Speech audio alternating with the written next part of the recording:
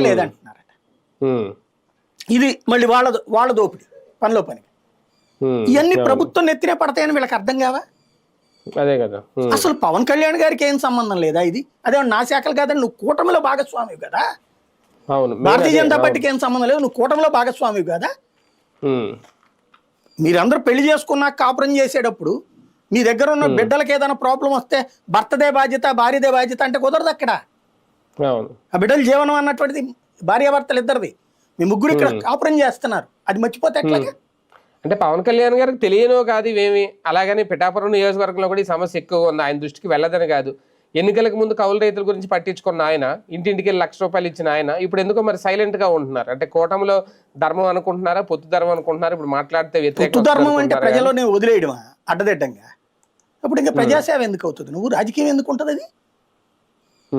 ఇప్పుడు ఇట్లాంటి దానికి చంద్రబాబు గారి దగ్గర ఆన్ రికార్డ్ చేయొద్దు, పోని ఆఫ్ ద రికార్డ్ వెళ్ళి చెప్పండి ఏందా ఇది అని అడగండి, పరిష్కారం అయ్యేలాగా వెంటపడండి. వెంటపడకపోతే ఇంకా మీరు వేస్ట్ కూటమిలో ఉండి. అప్పుడు ఆ పాపం మీది కూడా అవుతుంది. అదే కదా అంటారు కదా, తల్లిదండ్రులు చేసిన పాపాలు పిల్లల్ని వెంటాడతాయి అని. ఇప్పుడు ఆ ప్రభుత్వం చేస్తున్న పాపం జనాలను వెంటాడుతుంది, రైతులను వెంటాడుతుంది.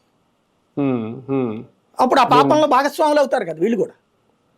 అవును, దీని ప్రభావం ఏంటి, ఫలితం ఏంటి అనేది ఇంకా రేపు పొద్దున ఎన్నికల్లో చూపిస్తారు. రైతులు ఇప్పుడు సైలెంట్ గా ఉన్నా అంతే. రైట్, చూద్దాం. మొత్తానికి రైతులు